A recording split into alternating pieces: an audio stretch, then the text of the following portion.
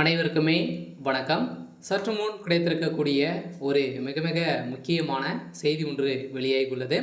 சற்று முன் திகார் சிறையில் அடைப்பு, நீதிமன்றம் பரபரப்பு தீர்ப்பு, இது மாதிரி வந்து பார்த்தீங்கன்னா உதயநிதி ஸ்டாலின் அவர்களுக்கு வழங்கியிருக்காங்க. ஏற்கனவே உதயநிதி ஸ்டாலின் அவர்கள் வந்து பார்த்தீங்கன்னா இந்த டாஸ்மாக் கூடிய நிறுவனத்தில் நடந்த ஊழலின் அடிப்படையில் இதில் வந்து பார்த்தீங்கன்னா சிக்கிய உதயநிதியுடைய நண்பராக இருக்கக்கூடிய டாஸ்மாக் உடைய மேல் இயக்குநராக இருந்த விசாரணையுடைய வீட்டிலும், அதேமாதிரி உதயநிதியுடைய நண்பர்களுடைய வீட்டிலும் ரைடு நடந்தது.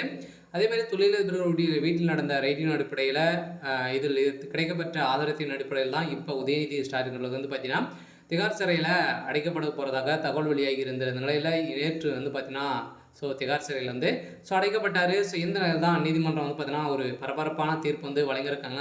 உதயநிதி ஸ்டாலின் அவர்கள் வந்து செய்தது ஒரு மிகப்பெரிய ஊழல் செய்யக்கூடிய பணங்கள் அனைத்துமே வந்து பார்த்தீங்கன்னா பினாமியாக இருக்கக்கூடிய இந்த 3 நண்பர்கள் தான் பார்த்தீங்கன்னா இவங்க வந்து சிக்கியிருக்கு அப்படின்ற மாதிரி இப்போ தகுந்த ஆதாரத்தோடு வந்து சிக்கியிருக்கு. இந்த நிலையில் தான் உதயநிதி ஸ்டாலின் வந்து திகார் சிறைக்கு அடைக்கப்பட்டதாக ஒரு பரபரப்பான ஒரு செய்தியும் தீர்ப்பும் வந்து வழங்கியிருக்காங்க.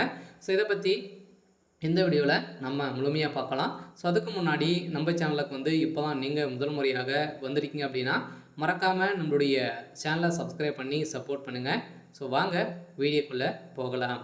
அதை பார்த்தீங்கன்னா உதயநிதி ஸ்டாலின் அவர்கள் வந்து ஏற்கனவே வந்து பார்த்தீங்கன்னா டாஸ்மாக் கூடிய நிறுவனத்தில் ஒரு பேர் வந்து அடிப்பட்டது இல்லையா? வந்து பார்த்தீங்கன்னா ஊழல் 1000 கோடி மெகா ஊழல் நடந்தது. இது வந்து கணக்கில் வராத பணம் மட்டுமே 40,000 கோடிக்கு மேலே நடந்திருக்கு அப்படின்ட்டு ஒரு பேசும் பொருளாக வந்து பார்த்தீங்கன்னா பேச்சுவார்த்தை வந்திருந்தாலுமே இது வந்து பார்த்தீங்கன்னா மறைக்கப்பட்டது. இருந்தாலும் இப்போ மீண்டும் இந்த 1000 கோடி ஊழலில் சிக்கக்கூடிய முக்கிய தொழிலதிபர்களாம் பார்த்தீங்கன்னா இதில் வந்து சிக்கியிருக்காங்க. 2வது முறையாக 2-3 நாட்கள் வந்து ரைடில் நடந்தது. இந்த ரைடின் அடிப்படையில் தான் திமுகவுடைய பினாமியாக இருந்த உதயநிதியுடைய பினாமியாக இருந்த இந்த மூவரும் பார்த்தீங்கன்னா வாசமாக சிக்கி இப்போ அவங்களுக்கு கொடுத்த வாக்குமூலத்தின் அடிப்படையில் இப்போ உதயநிதி ஸ்டாலினுடைய கதை ஒட்டுமொத்தமாக முடிய போது திமுகவுக்கும் ஒரு மிகப்பெரிய கேள்விக்குறியாக மாறிடுச்சு. அவர் இந்த சட்டமன்ற தேர்தல் வருது, இதுக்காக எக்கச்சக்கமான பணங்களை பார்த்தீங்கன்னா கொள்ளடிக்கக்கூடிய விதத்தில் தான் இப்போ திமுகவுடைய தலைமைக்கு வந்து இறங்கியிருக்காங்க. இதை தொடர்ந்து தான் பார்த்தீங்கன்னா இந்த செய்தி டெல்லிக்கு வந்து செல்ல இப்போ வந்து பார்த்தீங்கன்னா அதிரடியாக மீண்டும் ரைடுகள் வந்து நடக்க போகுது அப்படின்ற மாதிரி தகவல் வெளியாகி இருக்குது. முதல்வர் ஸ்டாலினுடைய வீட்டில் மூட்டையாக பணங்கள் சிக்கியதாகவும் தகவல் வந்து வெளியாகி வருது. அமலாக்கத்துறையை பொறுத்தளவுக்கு இப்போ வந்து பார்த்தீங்கன்னா ரைடுக்கு மேலே ரைடு வந்து திமுகவை ஒட்டுமொத்த அனைவருமே வந்து பார்த்தீங்கன்னா அவங்களுடைய வீடுகளில் ரைடுகள் வந்து நடந்துட்டு வருது. இந்த நிலையில் உதயநிதியுடைய வீட்டிலும் டார்கெட் பண்ணியிருக்காங்க.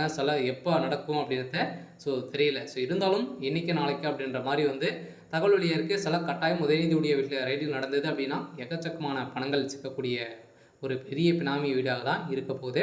இருந்தாலும் என்ன நடக்க போகுது அப்படின்றத வெயிட் பண்ணி பார்க்கலாம்.